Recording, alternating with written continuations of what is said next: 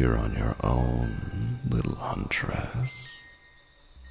I knew you weren't the one to come alone, yet here you stand, alone, vulnerable. I bet you can still remember her, don't you? Her name, what was it? Anna? Oh no, silly me. Ava. Don't! Oh, she followed everything I said so willingly. I told her to come to me, whispered in her dreams. And here she is, caught in my embrace like a fly trapped in a spider's web. She looks so beautiful, so lost in her blissful days, the moonlight highlighting those droopy emerald eyes as she stares at me as if I was her savior. Unlike you, little Huntress, I am here to save her, to give her something she had longed for, something you wouldn't be able to give her. Shut up. Can't you see the way she melts when my hands graze her skin? When my fingertips dance upon her beautiful neck? Until I lean in close and gift her immortality. Shut up!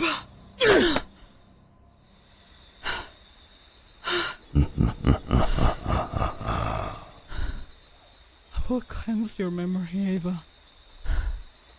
I promise you.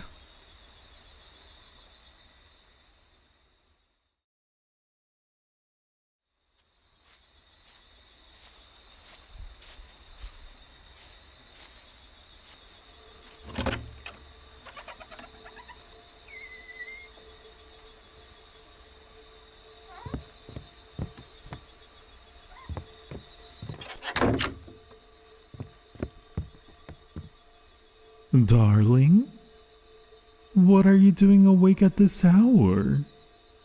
Is there something you need? I can tell by that expression that you're quite confused. No need to frighten. And this is how I rest and recharge. I bet you are able to tell that humans and elves are completely different species. Us Faeborn recharge by communing with different locations. It sounds if I were speaking Elvish, don't it? It's okay. Come here. I'll tell you more about us if you're curious.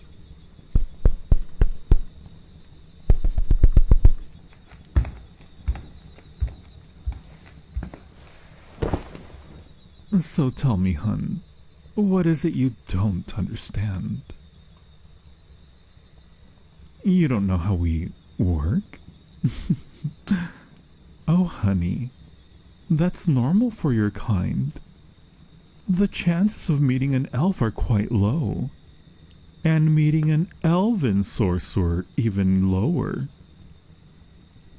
So, the first thing you need to know about us is that although we may look like humans, our main difference, or at least a visible one, are our ears. These pointy little fellows allow me to hear not only further away than a normal human, but also let me hear things that you cannot, such as the whispers of the spirits around us. You may not know it, but this place is heavily crowded with spirits. The form you saw earlier was the form I used to commune with the spirits, with the moon itself. Elves draw power from different sources of nature. The sun, the arcane, the moon, the wind, anything you can imagine. I know it can sound weird, or straight out of a fairy tale, But hey, I'm Faeborn. What can I say? Everything about us is magical, especially to non-wielders. Most of us are gifted, yes. There are some elves that aren't blessed but can still learn magic. However, there are other kinds of elves that, well, they have been learning forbidden techniques. Allow me to explain. Most of us are born with the trait to use magic, but in an elf's lifetime, they may choose to sever their magical bond to whatever gives them power. Think of it as betraying a patron. These elves are banished from the cities and usually can be found in the outskirts from where they were banished from, or in the Umbrathen. Umbrathen is where all those vexed, fallen elves gather, where they perform foul rituals in search of ancient cursed gods, desperate to strike a deal at any cost in order to become something greater. Elves are known for their ambition, darling, and most of that ambition gets the worst of us. Don't worry, my dear. The fact that I am here means that my patron, the moon, is still with me, and I don't intend on betraying her anytime soon. I am as powerful as I'd like to be.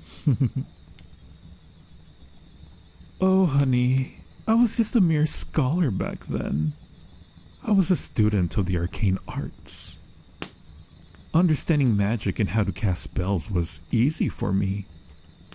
I was a really good student.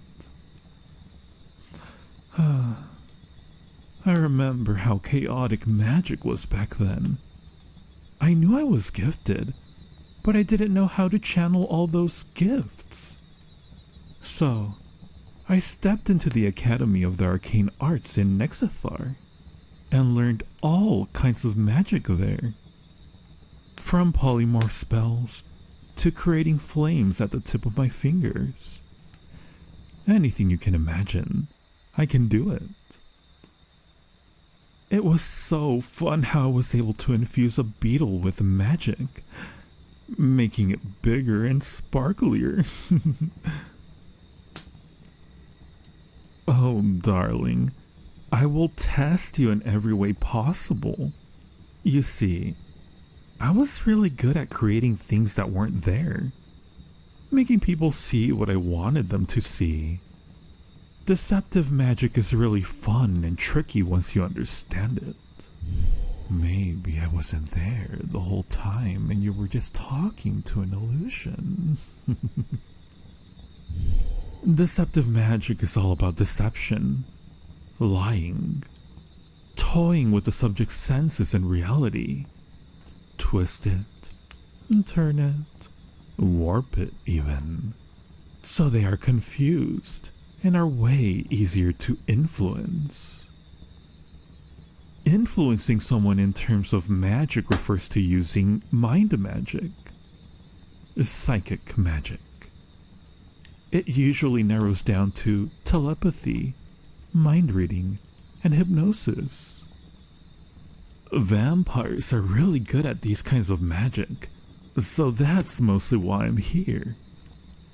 Since I understand it and I know how to perform it well, I will be training your mind to detect and become stronger to these influences.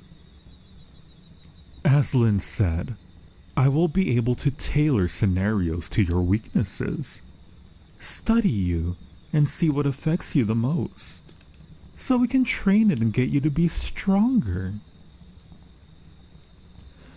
When you face danger, darling, you'll be wearing some sort of protective trinket. Lynn's a necklace, maybe yours is a bracelet, who knows. These trinkets are enchanted, meaning to protect you from all kinds of influences. Training is still necessary though. The magic imbued in these trinkets is strong, but there are people out there who can surpass it or nullify it. Powerful mages and warlocks are able to challenge their might. That's why you still need to know your way around these deceptive spells in order to resist them, darling. I'm not saying you shouldn't trust them, but you need to be prepared for anything out there. Usually it depends on the type of vampire and the trinket you wear. Lynn's necklace, for instance, lights up whenever it detects that kind of magic. Vampires are sneaky creatures, so they'll try to get into your head with the most inconspicuous of methods. They'll try to gather your attention to make you focus on them, on their words. I'm certain you've heard the tales on their irresistible allure, right? How easy it is for them to speak and for you to follow their every word. They'll make sure you're safe and sound. They'll earn your trust. And before you realize it, you'll have focused a bit too much, and it'll be too late for you.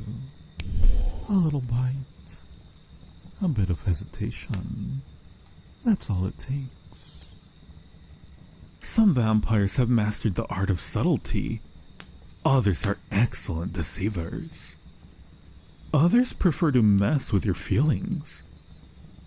That is why training is really important, darling.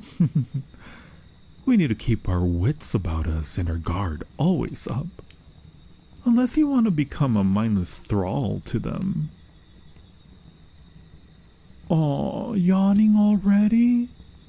But I haven't even started telling you my story. I swear it's not that boring. Oh, don't you look at me like that. You were the one offering me her ear. Oh, so now we're straight up lying. How dare you?